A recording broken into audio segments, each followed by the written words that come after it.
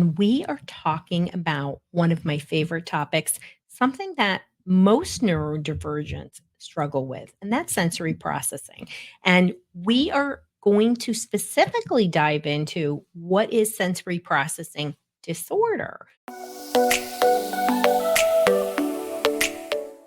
because sensory processing issues may occur with a lot of individuals, some of them neurotypical, some of them neurodivergent, sometimes it's developmental, but what makes it a clinical disorder, right? And if you're looking for support today, I have created something amazing for you. It's our natural mood and behavioral regulation kit.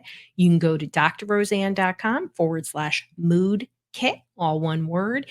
And it is a compilation of the best of things that are science backed, that have been tested with people that I've been working with for 3 decades. I've made an unbelievable resource that has actionable videos, downloads, tips, and it's here for you because you need it. And it doesn't matter if your kid has a clinical issue or not. Our natural mood and behavior regulation kit has some of the things we're talking about in it so that you don't have to go searching and you get a trusted expert, me, who's been working with people for all of this time. And these are tools that work and you need to start today. So go ahead. So let's talk about what sensory processing is, right? So sensory processing really just very at a very basic level is we get information in through our senses, right?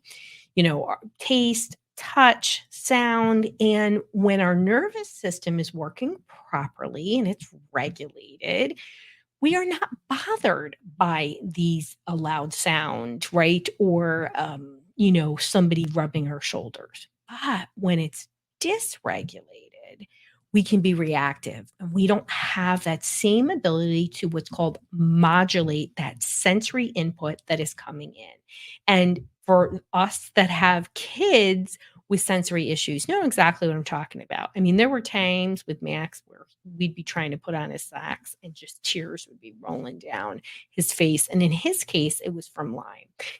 I've worked with kids who, have on the autistic spectrum or have ADHD and they struggle with taste and texture and really struggle with eating. So there's a lot of reasons behind it. And some kids go through a developmental phase and it's over, but it becomes a processing disorder, becomes SPD when it's interfering with daily function, right? So maybe it's interfering with going to sleep or, going to school or just in some area of their life. And it's become a problem that we have to manage as parents. And the good news is a lot of times these clinical issues, when we address it, can be resolved. But some people struggle with sensory processing for a long time. And what are some of the symptoms of a sensory processing, right? Is some of the things we talked about. So, like big emotional overreactions to touch, sound, taste, smell. Sometimes we don't talk about it. I have an unbelievable smell system, which is why I'm a great chef because I can taste things and then I can duplicate it. But also, too, I can be very reactive to bad smells. I remember doing a field trip to the septic processing center in college, and I literally sat outside and vomited the entire time. And it took me like a week to get over it, where my friends just didn't seem to be as bothered as I did. And I was like, it's a septic place, processing center. So, how is sensory processing disorder different from autism or any other, clinical issues? So, first of all, most autistics have sensory processing issues. I don't know if I've ever met an autistic who is either under or overstimulated by sensory information. So you have kids that like to spin all the time, right? Those are they're undersensitive. So they're not as reactive, right? Then you have kids who are overreactive, the toilet flushing just all of a sudden creates these big responses, right? Clues that sensory information is causing a reactivity of the nervous system. And as I always say, kids with SPD or sensory issues, they're never doing this on purpose. But for them, it really is like nails on a chalkboard, right? That's that same kind of um issue. I have kids that have issues with people chewing or sort of everyday things, and it can be so disruptive in a household when you have one kid that's so reactive and you're trying to live a normal life. But when it comes to SBD versus autism, so almost all kids with autism have sensory processing disorder. Not everybody with sensory processing disorder has autism. They might just have sensory processing issues. They might have other physical issues like mitochondrial issues where their cells don't work in the same way. They might have Danlos, right, where they're, have lax in the joints. They could have ADHD. They could have rejection sensitive dysphoria. They can have pathological demand avoidance. I mean, they could have a lot of things, anxiety, depression, or whatnot. You also might have it as in anxiety and depression or OCD as not didn't predate those issues. It came along with it. So their nervous system is so activated by that other primary issue, anxiety, depression, OCD, and then sensory processing issues result.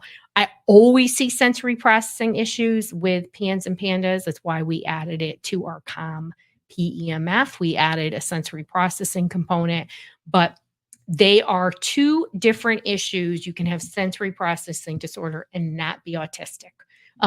Many people, again, with autism, I would say better than 95% of autistics do have sensory processing disorder. So, how do we help our kids with sensory processing disorder or with sensory processing issues? Well, first of all, you got to have a lot of patience. I mean, just saying that myself. And one of the things that I learned to do was being proactive and not reactive. So, your kid's got sensory processing issues. There's no wishing it away. You have to actually address it. So, you have to be prepared. So, that means you have to do what's called a sensory diet. You have to explore, and really, I always try to recommend formal exploration with an occupational therapist who specializes in sensory processing. But really, what is a sensory diet? It is sort of like an a la carte menu of things that help your child better manage sensory information, right? So it could be anything from, a massage, a scalp massage. It could be dry brushing. It could be trampolining. So, what kind of sensory input actually regulates your child's sensory system, right? And when you work with an occupational therapist, they will test out all the different known beneficial sensory systems. Sometimes a weighted blanket can be helpful. I have a little guy that I'm working with right now. Forget about it. He's not a little guy. He's like, adolescent. And he just can't seem to regulate for sleep. The magnesium is helping him a lot, but it's taking too long. So we decided to do a weighted blanket, and lo and behold, he's much better. He's able to get to sleep better. And he's now, with all the things we're doing with him, and his parents are so great at actually following through and doing what I recommend, his nervous system is regulating. So that sensory diet is what works for your child. And by being proactive, you're not waiting for the meltdown. You're not saying, tough it up. What is that bathroom flush really doing to you, or those socks? You're saying, hey, when I have him trampoline for 5 minutes every morning, he is much more pleasant. He eats more. One of the benefits of sensory processing, when you get them to regulate and use the sensory diet, usually the appetite improves. They're much less restrictive. Restrictive eaters always have sensory processing issues. And it's one of the biggest reasons why they're not eating a variety of foods. And there's some workarounds with that, including doing sensory activities, but also tapping into the taste of sensory and getting stronger tasting foods instead of only giving them chicken nuggets. Because I'm just saying, chicken nuggets tends to be the main thing. But utilizing these strategies proactively is helpful for your parent-child relationship.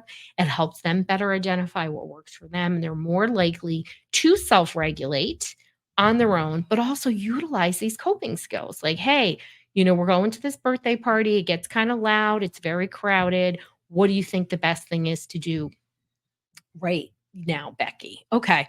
Well, I'm going to get on the trampoline because that always seems to make me feel better. These are great conversations because it helps them throughout their lives. And we don't know which individual will lose their sensory issues, but we certainly know that some individuals keep them, like Temple Grandin.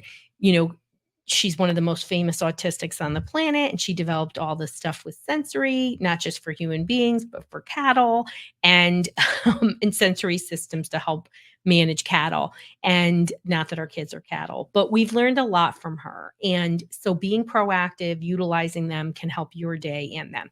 So if you are looking for more natural solutions like this, hop over to this page and grab my natural mood and behavior regulation kit. You can go to drroseann.com/mood kit.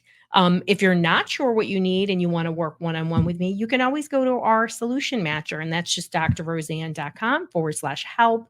And remember, take one action, you can do it, and you can help your child's nervous system regulate and help that sensory system be more responsive in an appropriate way to its environment to help your child thrive.